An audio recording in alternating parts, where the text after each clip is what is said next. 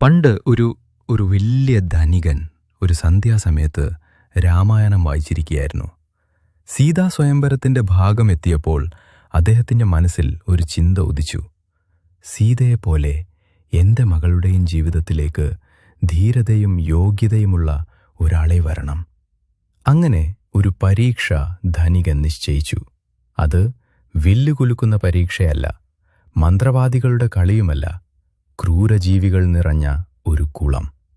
ചീങ്കണ്ണികൾ, പാമ്പുകൾ, വിഷമുള്ള ജീവികൾ.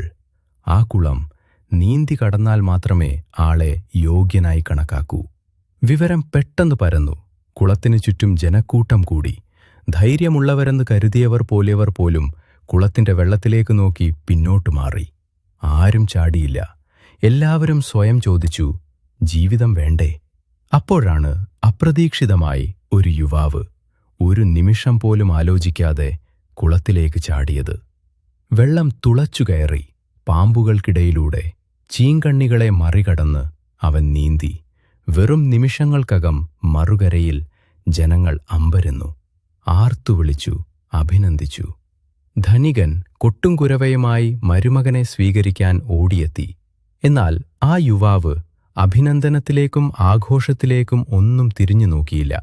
അവന്റെ കണ്ണുകളിൽ ഒരു ചോദ്യം മാത്രം. അവൻ പറഞ്ഞു, ആരാ എന്നെ കുളത്തിലേക്ക് തള്ളിയിട്ടത്? ഒരു നിമിഷം നിശബ്ദത. അവിടെയാണ് കഥ നമ്മെ തൊടുന്നത്. നാം പലപ്പോഴും കാണുന്നത് ഇത്തരക്കാരെയാണ്. ആധ്യാത്മികതയിലേക്ക് സ്വയം എത്തിച്ചേർന്നവരല്ല, ആരോ തള്ളിയിട്ടവർ. ഭയം കൊണ്ടോ, ദുഃഖം കൊണ്ടോ, നഷ്ടം കൊണ്ടോ അവർ നീന്തും. പക്ഷേ അതവരുടെ യാത്രയാകില്ല. ആധ്യാത്മിക ജീവിതം ഒരു എടുത്തുചാട്ടമല്ല, ആരോ തള്ളിയിടുന്ന ഒരു അപകടവുമല്ല. അത് ഒരു ഉള്ളിലുണ്ടാകുന്ന വിളിയാണ്, ഒരു പതുകതുക നടന്ന എത്തിച്ചേരലാണ്, സ്വയം തിരഞ്ഞെടുത്ത ഒരു യാത്രയാണ്. അത് വളരെ കഠിനവും നല്ല മനഃശക്തിയും വേണം. അവിടെ മാത്രമാണ് പൂർണ്ണത ഉണ്ടാകുന്നത്.